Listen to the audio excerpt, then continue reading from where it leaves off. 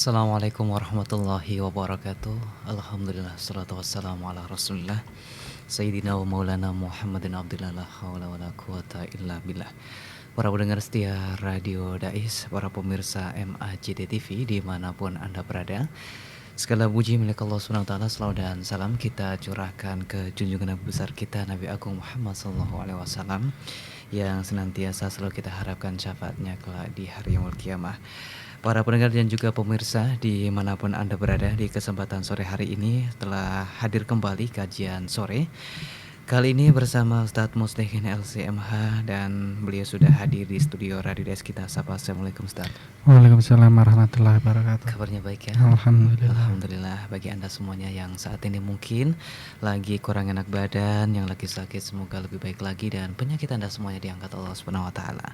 Amin ya rabbal alamin. Baik, tentu saja di tema kesempatan sore hari ini sangat cukup menarik sekali kaum muslim. Jadi bagi Anda untuk bisa menyimak di 107,9 FM, dan Anda bisa juga mengikuti melalui Facebooknya Radio Dais ya. Temanya adalah ini status kehalalan ayam yang dibeli di pasar nih ya Ustadz ya. Jadi seperti apa nanti bagi Anda yang ingin bertanya di sesi kedua, nanti RK buka melalui SMS WhatsApp 0821333670.000 atau di 0246746352. Baik, waktu sepenuhnya kita berikan. Monggo silakan Ustadz. Bismillahirrahmanirrahim. Alhamdulillah. Alhamdulillahi wa kafa wassalatu wassalamu ala habibil mustafa Sayyidina Maulana Muhammadin wa ala alihi wa ashabihi ahli sidqi wal wafa wa la hawla wa la quwata illa billah, amma ba'du. Para pendengar Radio Dais dimanapun Anda berada, para pendengar Radio Gaul, para pemirsa MAJT TV, para pendengar dan pemirsa semuanya, entah melalui apa saja, alhamdulillah di sore hari ini kita dapat saling sapa kembali di acara kajian rutin. Semoga kita semua senantiasa diberikan kesehatan oleh Allah Subhanahu wa taala, senantiasa diberikan nikmat, senantiasa diberikan istiqomah dalam kebaikan. Amin Allahumma amin. Para pendengar dan pemirsa semuanya yang dirahmati oleh Allah, seperti biasa setiap Sabtu sore kita yaitu berusaha untuk memahami hukum-hukumnya Allah Subhanahu wa taala melalui fikih. Dan temanya adalah berganti-ganti karena sesuai dengan ya apa yang berlaku di masyarakat langsung ya, yaitu seperti halnya ya, pokoknya intinya judulnya adalah fikih kontemporer atau fikih yang berlaku di masyarakat. Nah, di antara yang akan kita bahas pada sore hari ini adalah apa, yaitu status kehalalan ketika kita membeli ayam dari pasar. Ya, secara ayam dari pasar itu ya pastinya sudah disembelih ya, sudah dipotong. Tapi apakah itu mungkin bisa kita mantep halal atau sah, atau mungkin penyembelihannya dan sebagainya. Hal ini sudah pernah kita bahas atau kita singgung sedikit ketika mungkin kajian-kajian yang lalu. Ada yang bertanya ya, ada yang menyinggung masalah ini, dan saya juga pernah bercerita di majelis ini, yaitu ketika itu saya sedang ada acara sama ya seorang teman lah. Yang temannya ini mungkin tidak notabene atau tidak backgroundnya pesantren ya, pokoknya intinya orang yang baru hijrah lah, yang dulunya mungkin dunia lain mungkin ya. Nah, pas ketika itu kita duduk bareng di satu acara, dia itu nggak mau makan ayamnya, bahkan ayamnya itu dikasihkan ke saya. Dia punya alasan, Ustadz, saya itu nggak makan ayam karena apa? Karena banyak yang penyembelih ayam tuh belum bersertifikat, belum tersertifikasi menyembelih ayam. Sampai akhirnya dia nggak mau makan ayam, khususnya ya ayam ini, kecuali mungkin dipotong sendiri ya. Nah, saya ya di situ agak tersinggung dan bagaimana ya. Maksudnya saya itu ya seenggak-enggaknya ki ya pengisi fikih kontemporer di Radio Dais di Masjid Agung Jawa Tengah gitu. Iya. Saya aja makan ayam, kamu yang baru hijrah atau baru tobat saja sudah nggak mau. Nah, artian kalau misalnya mengikuti ya benar mengikuti kiai atau mengikuti ustadz lah. Lah paling tidak nih saya juga makan ngapain dadaan. Maka dari situ muncul pembahasan ini, yaitu bagaimana sih statusnya atau kehalalan ketika kita membeli ayam ya, khususnya di pasar-pasar atau umumnya semua ayam potong lah. Semua ayam potong itu bagaimana? Nah, untuk menjawab soal ini kita akan mulai satu persatu karena ini beberapa mungkin apa namanya gambaran ya. Dan nanti ketika mungkin gambarannya kurang begitu jelas bisa ditanyakan seperti itu. Yang pertama adalah bagaimana cara menyembelih ayam yang benar. Nah, cara menyembelih ayam yang benar adalah yang pertama syaratnya dulu. Syaratnya adalah kalau dalam fikih Syafi'iyah ini ya, yaitu muslim dan mumayyiz atau muslim dan baligh. Yang pertama yang menyembelih adalah seorang muslim, tidak non muslim dan sebagainya. Yang kedua adalah baligh dan mampu menyembelih. Kalau ada anak kecil belum mampu menyembelih atau mumayyiz belum mampu menyembelih ya gimana mau memotong ayam potong, nyembelih ayam potong kan enggak sampai sesuai. Terus apa yang disembelih adalah qat'ul hulqumi wal mari kalau dalam kitab ya. Yang kewajiban adalah apa? Qat'ul hulqum, memotong tenggorokannya hewan. Ini khususnya kita membahas ayam ya, tenggorokannya ayam. Dan wal mari, yaitu jalan makan dan jalan nafasnya. Dua ya bahasanya atau otot dua di sebelahnya. Itu yang wajib. Ada lagi dua otot yang lain. Nah, itu hukumnya sunnah wal wadajaini. Qat'ul hulqumi wal mari'i wal wadajaini. Adapun wal wadajaini itu dalam fikih Syafi'i itu adalah sunnah. Jadi ada tenggorokan dan dua lubang, terus ada dua lagi. Yang dua lagi ini hukumnya sunnah. Jadi yang wajib adalah tenggorokan dan dua otot ini. Nah, itu secara sahnya. Nah, pakai alat apa ya? Pastinya alat yang apa namanya? Yang tidak tumpul, yang bisa memotong itu.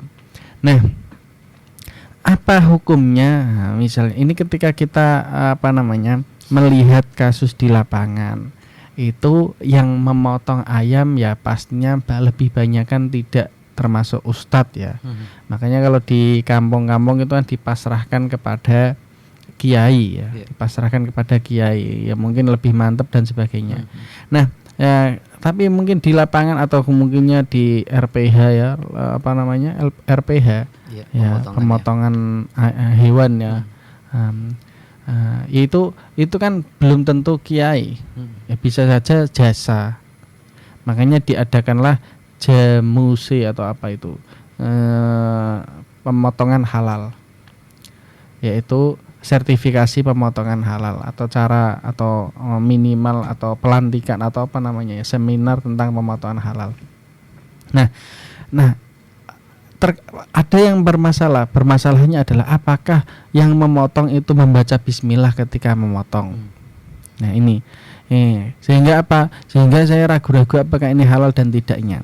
Nah, secara dalam fikih madzhab Syafi'i itu bismillah itu hukumnya sunnah. Syarat yang paling utama adalah dia muslim walaupun tidak baik-baik nemen ya. Tidak harus kiai dan sebagainya, asalkan muslim dan bisa motong itu sudah sah. Kalau dalam madzhab Syafi'i itu agak ringan. Nah, di madzhab yang lain selain Syafi'i itu disyaratkan harus membaca bismillah.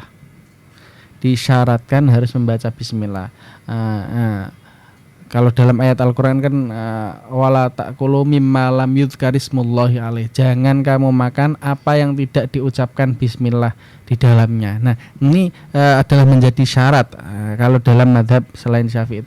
Kalau dalam mazhab Syafi'i ya bismillah sudah cukup di sholat, di Fatihah itu sudah cukup semuanya.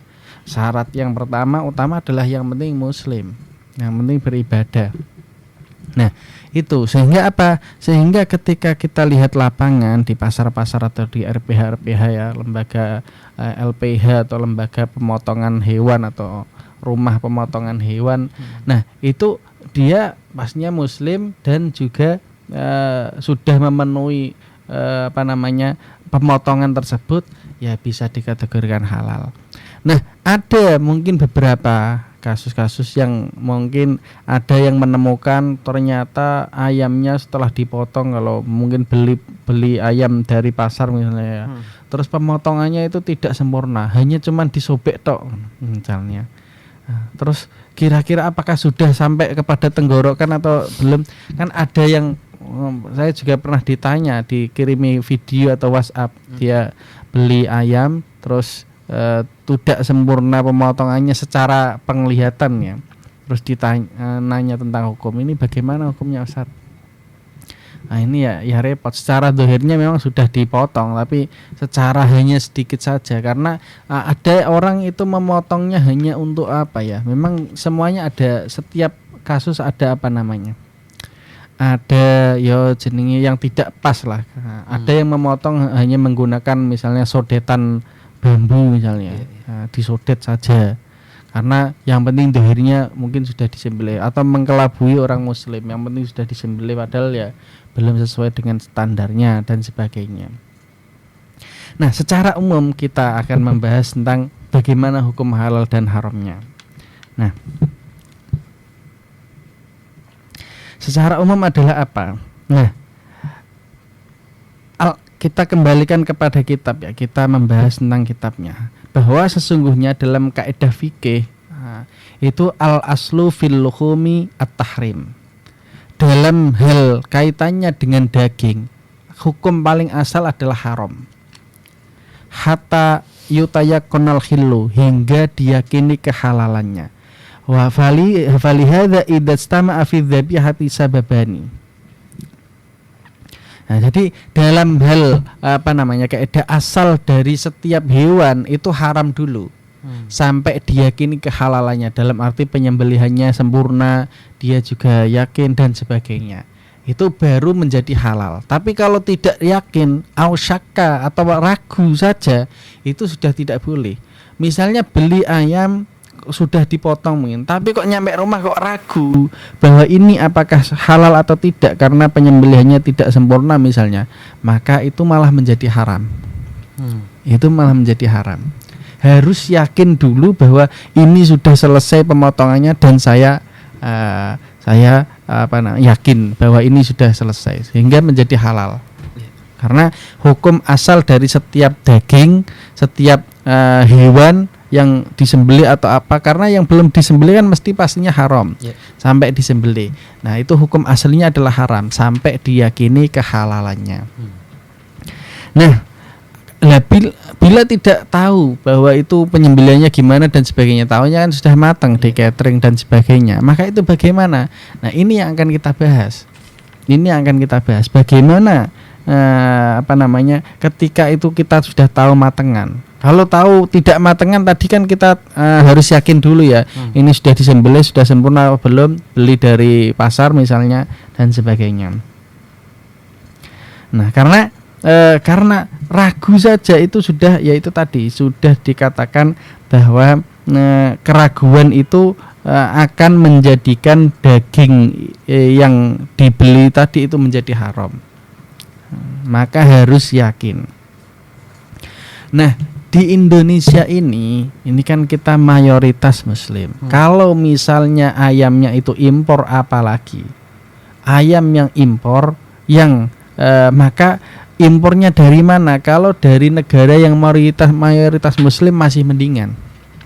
Tapi kalau dari negara yang mayoritas non muslim, Australia, Cina dan sebagainya misalnya, ini harus ada sertifikat kehalalan dari lembaga majelis sana atau MUI-nya sana lah, atau lembaga kehalalannya dari sana.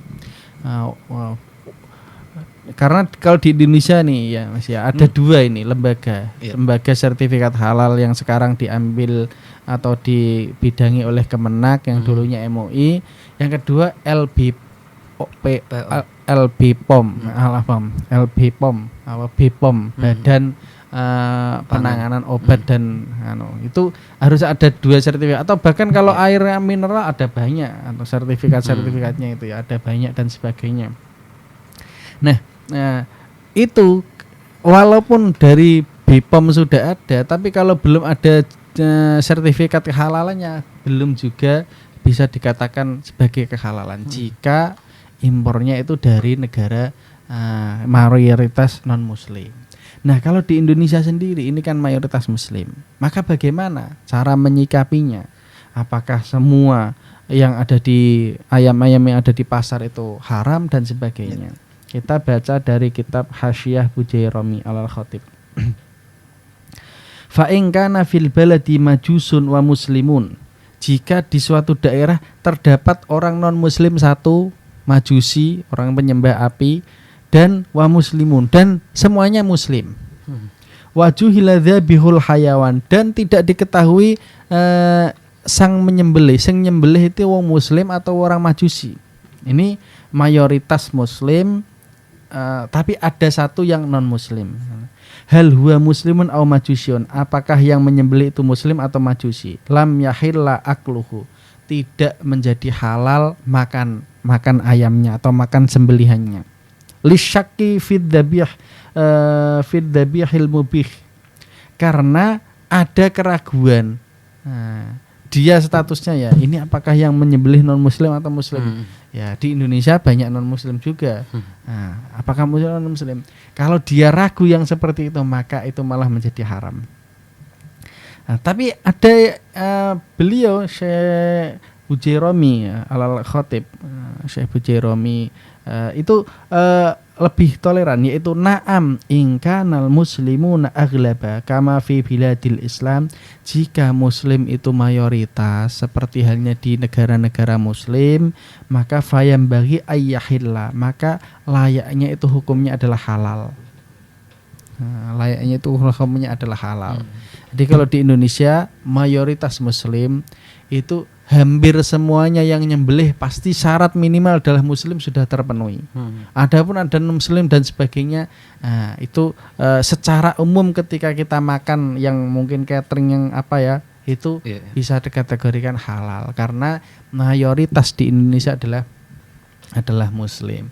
Apakah butuh dengan sertifikat kehalalannya MUI dan sebagainya?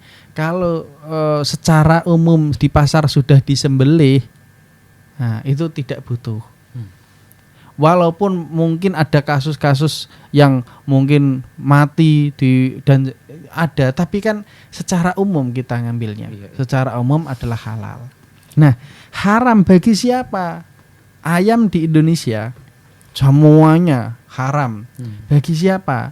Yang pertama, bagi orang yang pernah tahu bahwa lihat RPH penyembelihan ayam, ternyata nggak disembelih, hanya disodet misalnya.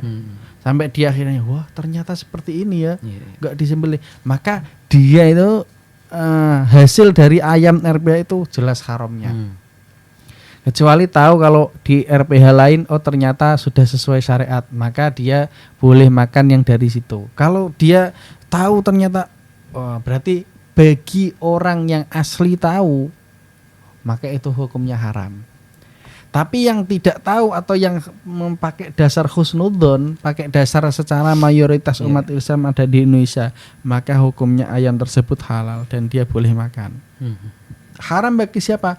Bagi individu yang yang tahu proses penyembelihannya ternyata belum sesuai dengan syariat, itu haram baginya. Yang kedua adalah bagi siapa? Ya, bagi yang ragu. Ragu itu bagaimana? Ya, dia mungkin nggak bisa mabniun alal husnudzon ya. berdasarkan atas hunudun, tapi semuanya dipukul rata. Pokoknya banyak yang belum bersertifikat, akhirnya apa? Akhirnya saya nggak mau makan, ya sudah, berarti bagimu haram. Tapi bagi yang lain jangan disalahkan. Jangan juga mengikuti harus berkompor-kompor, berkoar-koar, oh daging Indonesia haram, tidak. Karena kita itu mayoritas muslim dan penyembelih hampir semuanya, mungkin ya hampir 70-80% itu adalah muslim. Mungkin ada yang non muslim. Nah, itu adalah halal dan haram bagi siapa? Yaitu tadi bagi berindividu yang tahu, yang pertama. Yang kedua bagi individu yang ragu. Yang ragu bahwa ini apakah sudah selesai apa belum, atau bagi individu yang jelas tahu ini ayamnya hanya disodet pucuk etok. Tahu habis beli ayam atau ndas, ya taunya ini hanya dikiri gini tok. Ya berarti bagi dia itu ayamnya haram walaupun mateng ya. Wis beli bebek goreng atau ayam goreng, nah terus tahu kepalanya hanya diginikan tok misalnya, pucuknya tok ini. Nah ya wis rasane luwe ngeleh kudu bayar pisan ya. Ya itu haram bagi kamu. Tapi jangan disalahkan orang lain. Tapi kalau memang jelas itu adalah hanya segini tok, yang lain pun akan menjadi haram. Tahu soalnya itu kejadian kasusnya sudah jelas. Sehingga apa? Yang itu semuanya adalah bahasa, kalau dalam bahasa Indonesia ya kasuistik ya. Setiap kasus berbeda-beda. Itu pun fikih pun seperti itu. Setiap kasus akan memunculkan hukum yang berbeda-beda. Hukum yang berbeda-beda sesuai dengan kasusnya masing-masing. Tapi secara umum di Indonesia, secara umum adalah apa? Ya tidak kita katakan sebagai haram ya. Tidak kita katakan sebagai haram. Kita akan mengatakan sebagai halal. Nah, untuk itu saya akan mungkin menyimpulkan tadi bahwa asal atau hukum asal dari setiap daging atau apa itu memang haram sampai kita yakin bahwa itu menjadi halal dalam penyembelihannya atau dalam prosesnya dan sebagainya. Nah, akan tetapi karena kita tidak mungkin ya untuk ngecek satu-satu setiap RPH atau setiap pemotongan ayam dan sebagainya, maka secara umum kalau kita sudah menerima matang, menerima jadi, itu hukumnya halal bagi siapa? Yaitu tadi halal secara umum se-Indonesia. Karena apa? Mayoritas di Indonesia adalah orangnya itu muslim, hampir semuanya petugasnya ya muslim, yang jualan di pasar ya muslim dan sebagainya. Secara umum halal. Nah, haram bagi siapa? Yang pertama, bagi orang yang tahu ternyata cara nyembelihnya tidak sesuai dengan syariat, atau nyembelihnya hanya disodet, atau nyembelihnya hanya mungkin dipotong ujungnya saja dan sebagainya. Kalau dia tahu prosesnya yang seperti itu, maka haram baginya ayam-ayam yang beredar atau mungkin yang dia ragu semuanya itu. Yang kedua, bagi siapa yang haram? Bagi orang yang ragu karena tahu sudah membeli atau apa, akhirnya ragu, ini kok tidak sesuai dengan apa, kayaknya belum sempurna penyembelihannya. Nah, itu juga haram baginya. Nah, itu juga haram baginya. Yang ketiga, bagi siapa? Ya mungkin yang jelas adalah apa? Yang atau mungkin bagi orang yang benar-benar ragu, semuanya dipukul rata di Indonesia. Walaupun secara fikih kita membahas fikih tidak terima yang model seperti itu ya. Tapi hampir semuanya dipukul rata bahwa ayam di Indonesia adalah haram karena saya tahu belum sesuai atau banyak yang belum tersertifikat. Ya, baginya haram wis. Saya mengatakan haram karena apa ya? Karena dia sendiri sebenarnya. Tapi ya jangan menyalahkan yang lain atau mengompor yang lain atau mengajak yang lain, karena di Indonesia secara umum kita sudah muslim. Kecuali ayamnya itu tadi yang saya katakan impor dari negara yang mungkin mayoritas non muslim. Harus ada sertifikat halal dari ulama yang sana. Kalau tidak ada, kita akan memastikan atau mengatakan hukumnya adalah haram. Walaupun ada sertifikat sehat dari Badan Penanganan Obat dan makanan ya. BPOM, tapi harus ada sertifikat halal. Nah itu kalau diimpor dari mayoritas non muslim. Tapi kalau diimpor dari mayoritas muslim kok dohirnya sudah ada potongan ini, ya berarti halal. Misalnya dari Malaysia, Brunei, dan mungkin Arab dan sebagainya misalnya. Ini secara umum, gambaran secara umum. Kalau secara keharaman di Indonesia adalah itu tadi saya mengatakan per individu atau per kasus, ya seperti itu. Baik, luar biasa nih Ustadz ya. Tadi mungkin bersama-sama kita menyimak mengenai status kehalalan ayam yang dibeli ya di pasar dan kita tidak mengetahui. Ini tak lepas setiap hari kita pasti di salah satu kita makan ayam nih Ustadz ya. Kita lebih luas lagi contohnya mengenai tadi seorang penyembelih itu salah satunya muslim, terus balik atau mumajis tadi ya, mampu menyembelih. Nah, ini ketika itu kan pada ayam nih Ustadz, ada juga bebek contohnya. Bebek ini ketika disembelih ini sangat sulit untuk mati nih Ustadz. jadi mungkin ruhnya ini berdobel-dobel ini. Ya bagaimana nih cara untuk menyembelih ketika kita sendiri menyembelih dan itu dikatakan itu halal dan itu susah mati nih Ustadz. Ketika dipotong lehernya biar cepat mati nih Ustadz. Apakah itu halal statusnya atau bagaimana? Iya. Jadi ada satu pertanyaan juga yang dilontarkan kepada ulama-ulama, khususnya ulama saya pas delalah bacanya pas ketika itu ulama-ulama minhum ya, ulama Saudi dan sebagainya. Nah, karena ada kasus begini, ketika ada ayam setelah disembelih langsung dimasukkan ke mungkin air panas. Atau ya sama mungkin bebek kalau nunggu lama nunggu bermatinya itu kan mungkin juga lama. Lalu bagaimana langsung dimasukkan dan sebagainya. Pas ketika itu saya bacanya adalah statusnya adalah halal. Karena secara dohir kita sudah menyembelihnya. Nah itu statusnya adalah halal karena secara dohir kita sudah menyembelihnya. Walaupun nanti percepatan matinya adalah yaitu melalui air panas yang karena apalagi ayam potong ya Mas ya. Sekali dipotong langsung dimasukkan ke air panas, cepat soalnya. Nah itu saya membaca itu, tapi saya belum membaca dari ulamanya kita. Jadi dari ulamanya minhum pas dilala saya scrolling ada pertanyaan seperti ini. Nah, yang secara dohir adalah kita sudah menyembelih secara sempurna, sudah itu menjadi halal. Tidak menunggu dia mati. Ini saya pas bacanya pas ya itu. Tapi sayangnya ini adalah ulamanya minhum ya. Nah, tapi kalau ulamanya kita ya pasti juga mungkin ada dua. Ada yang mengatakan bisa mengatakan halal, ada yang mengatakan haram. Karena matinya itu bukan hanya dari sembelihan, tapi dari air panas atau dari dibanting atau kesuwen dan sebagainya ya. Tapi juga pasti ada yang mengatakan halal. Karena secara dohir, secara syariat kita sudah menyembelihnya secara. Cuman karena pengen dan cepet, karena apalagi banyak, apalagi mungkin misalnya sapi ada yang pernah sehari juga mati-mati padahal juga sudah ditunggu dan yang lainnya. Bagaimana? Ya bisa saja mungkin menggunakan bius atau bius ya. Karena kalau di bahasa masalah ada juga yaitu statusnya sebelum disembelih dibius dulu. Itu hukumnya gimana? Nah, nanti mungkin akan kita bahas kalau ada yang bertanya nanti setelah ini ya. Baik, kita break sejenak untuk Anda semua kaum muslim yang ingin bertanya. Nanti harga buka di 082133670000 atau di 0246746352. Kita break dengan satu nada.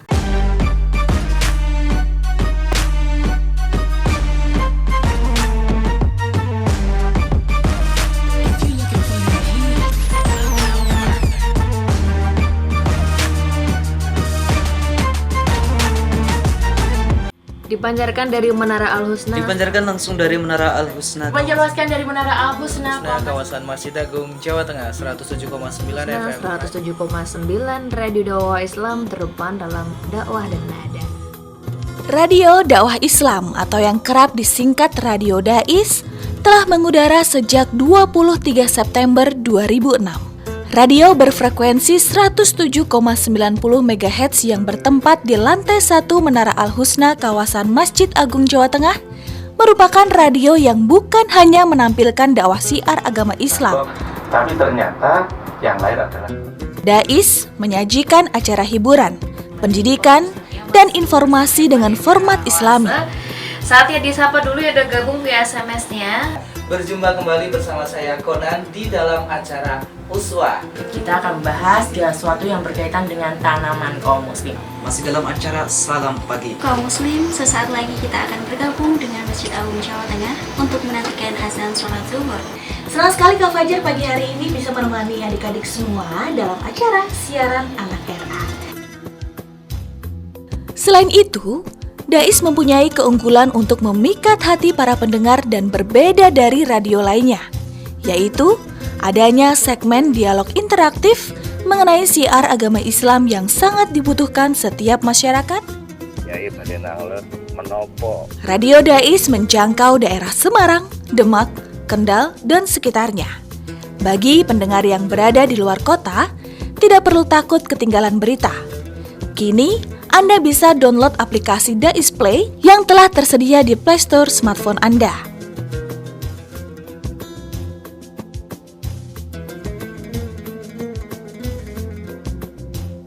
Radio Dais, terdepan dalam dakwah dan nada.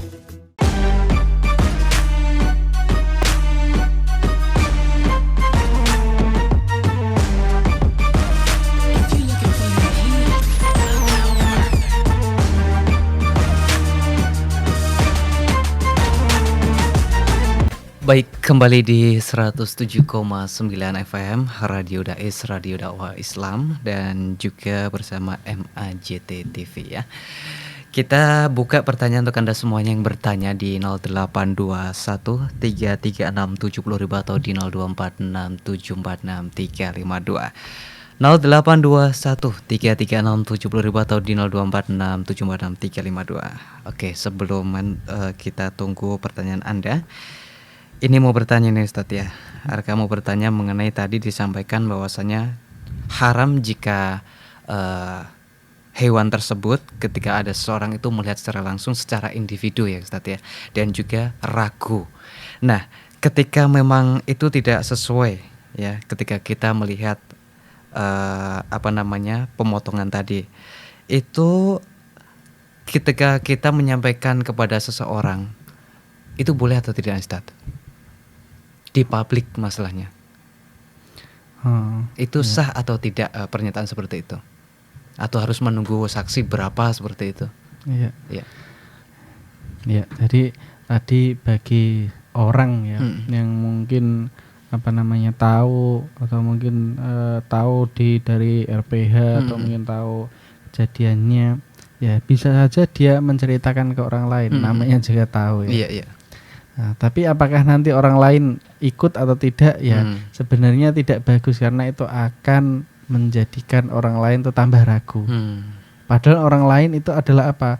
Nggak tahu langsung, taunya dari dia. Nah, nggak tahu langsung, taunya dari dia.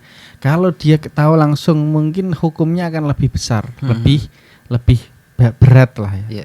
Nah, masalahnya orang yang kedua yang diceritakan itu kan nggak tahu langsung dan juga hanya cerita dari dia ya.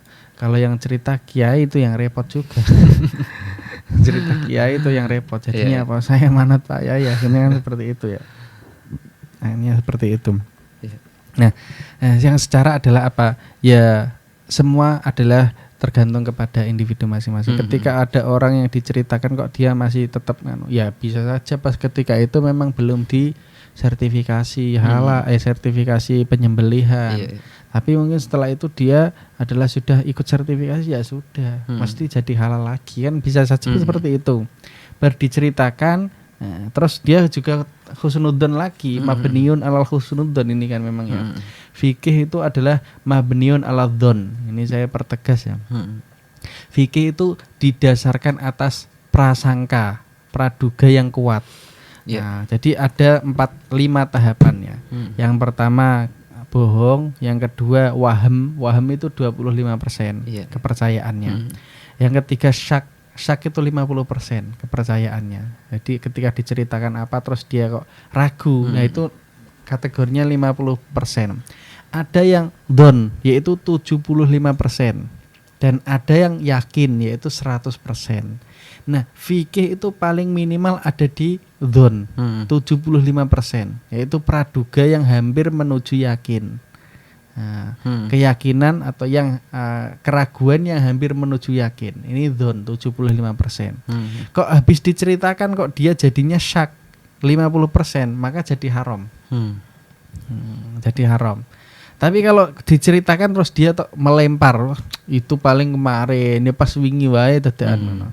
Atau misalnya cerita, saya pernah lihat ayam pemotongannya hanya depannya tok, nggak sampai belakang. Ya itu kan mungkin pas yang kamu lihat. Saya sering melihat ya sudah selesai pemotongannya. Itu kan berarti dia melempar yang mau dijadikan syak masih tetap pada dzon. Nah, masih menjadi halal baginya. Jadi bagi yang tahu ke kasus itu terus kok dia kok menjadi terngiang-ngiang atau mungkin menjadi trauma ya masih tetap haram baginya. Sampai dia tahu lagi, saya tak kesana lagi coba. Kok masih seperti itu, saya nggak makan ayam, ya kayak gitu. Tapi kok sudah berubah, saya akan makan ayam, ya berarti sampai dia itu merusak keraguannya dengan keyakinan. Nah, karena dia ragu dan hilang dari keyakinan. Tapi kalau sudah yakin, kok tadi ada kasusnya ya, orang yang diceritakan kan awalnya yakin karena sudah melihat di lapangan, neng pasar-pasar itu sudah disembelih, atau bahkan dia sudah pernah melihat di pemotongan ayam bahwa itu sudah disembelih ya itu, kan dia yakin. Terus pengen dijadikan syak sama orang yang bercerita tadi. Nah, pengen dijadikan syak ya. Maka bagaimana kasus bagi orang yang diceritakan? Ya, dalam kaidah fikih dikatakan al yakin la yuzalu bisyakki. Keyakinan itu tidak dihilangkan dengan apa? Dengan keraguan. Nah, jadi selama dia masih tetap yakin ya halal. Tapi selama dia sudah menjadi ragu lagi, wah iya iki kayak cerita Pak Kiai yo. Cerita orang yang dekat dengan saya benar-benar kok. Maka malah menjadi haram. Nah, cara menghilangkan keharaman ya langsung datang langsung ke tempatnya ya, seperti itu. Jadi ya antara yang menceritakan ya bisa saja namanya juga dia lagi ngobrol ya, atau mungkin melihat sesuatu yang aneh diceritakan. Tapi yang diceritakan itu gimana kasusnya ya, kalau dia jadi ragu ya malah ikut kepada keharaman. Tapi kalau dia membuang itu cerita itu atau masih tetap yakin atau minimal dzon, nah, baginya masih tetap halal ayam tersebut. Baik, 6756352 atau di 082133670000. Monggo silakan. Dari Mbak Nadir. Assalamualaikum Ustaz. Waalaikumsalam warahmatullahi wabarakatuh. Mau bertanya nih, suami saya sering memburu hewan, hasil buruan tuh. Dapat secara tembak. Nah, ini hukumnya halal atau tidak nih Ustaz? Ya. Nah, kalau dalam kitab itu kan ada hukumnya as-sayd ya. Sayd itu saydu wadzabaih.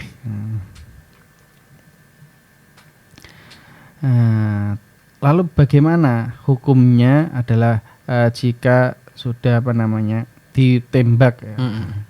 Ditembak. Yang pertama adalah jika penembakannya itu ya mengenai badan atau apa biasanya.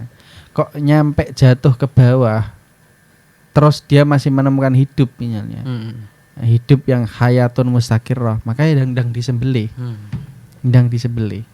Contoh misalnya terkena badannya, biasanya nanti terus setelah itu burungnya atau entah burung entah terkuku atau apa itu kan langsung jatuh. Maka bagaimana biar menjadi halal? Langsung disembelih. Nah, jika hewannya itu terkena badannya, terkena badannya, terus nyampe di bawah kok kejet-kejet, nyampe di bawah kok kejet-kejet, itu bisa dikategorikan haram. Tapi kalau kita membahas di bahasan soid, ada yang mengatakan halal. Karena apa? Karena buruan itu, memburu itu sebagai ganti nyembelih. Contoh, ada sapi atau mungkin kambing jatuh ke dalam sumur, diambil nggak bisa. Yang pertama. Kalau dibiarkan akan mati dan mubazir. Cara nyembelihnya gimana? Oh, enggak bisa Cara menyembelihnya kalau dalam kitab memang ini sangat jarang sekali ya. Cara menyembelihnya adalah disembelih sak kenone. Mas. Kenone awake ya awake, kenone gulune ya pas. Yang kena kepalanya misalnya karena dari atas ya. Yaitu semuanya menjadi halal. Tapi ini kan jarang, fikih-fikih yang jarang. Dan mungkin menjadi bahaya karena jarang terjadi juga. Jarang terjadi juga. Nah, jadi ada hewan yang itu menjadi halal ketika apa? Ketika itu disembelih atau itu menjadi buruan. Jadi kena awake, apalagi kena gulune. Neneng bab soid itu bisa dikategorikan halal. Tapi secara yang paling halal adalah apa? Yang ketika jatuh burungnya adalah disembelih lagi. Wis itu jelas disepakati kehalalannya.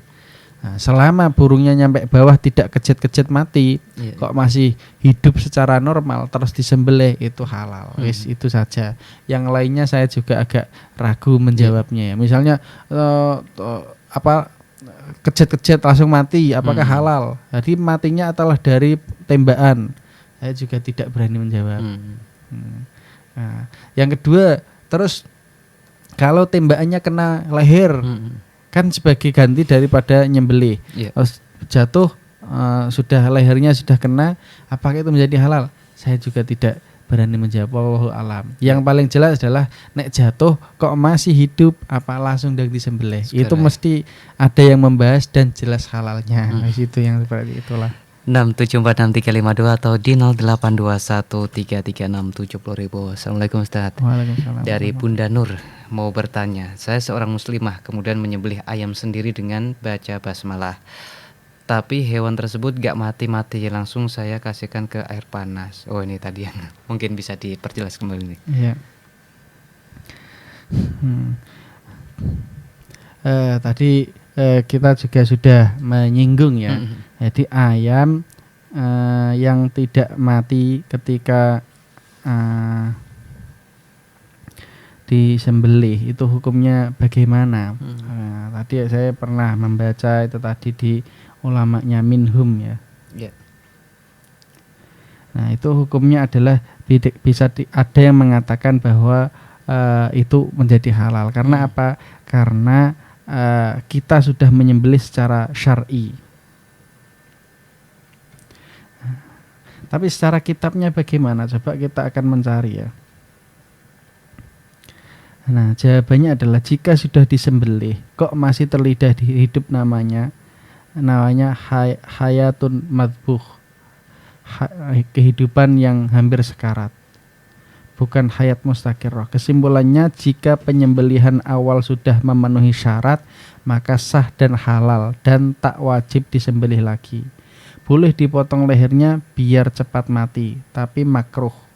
Hewan yang sembelihannya sudah memenuhi syarat, kalau masih bertahan hidup, maka cara cepat mematikannya boleh dengan memotong lehernya sampai putus. Nah, ini solusi dari para santri ya. Dari mana takbirnya? Yaitu saya bacakan dari siapa ini? Banyak ini dari sumbernya dari PISKTB, Pustaka Ilmu Sunni Salafiyah para santri, kumpulan bahasa masail. Jadi seumpama hewan, judulnya adalah jika ada kasus ayam belum mati meski sudah disembelih 3 kali. Ini 3 kali seorang mati-mati.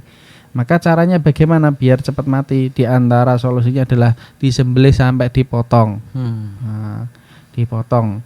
Lah, dipotong belum mati-mati kan ada juga ya. Sudah terpotong tapi badannya sampai ke mana-mana ya. Tadi saya katakan yang tadi ya, takbir yang tadi walaupun saya ambil dari Minhum itu ya agak berguna ya, cemplong ke banyu panas itu ya hal, karena secara syariat kita sudah memotongnya. Nah, apalagi sampai terpotong putus ya ini, sudah sampai terpotong putus ini. Kok masih hidup terus yang sampai ke sana kemari ya. Nah, bisa menggunakan dalil atau takbir yang kita terangkan tadi, yaitu dari ulama minhum menjawab adalah apa? Itu halal. Karena secara dohir kita sudah menyembelih secara syariat dan sudah memenuhi ya hulkum wal mari, sudah terpotong semua. Nah, tinggal menunggu proses matinya, maka bagaimana? Ya bisa dimasukkan ke ke air panas dan sebagainya.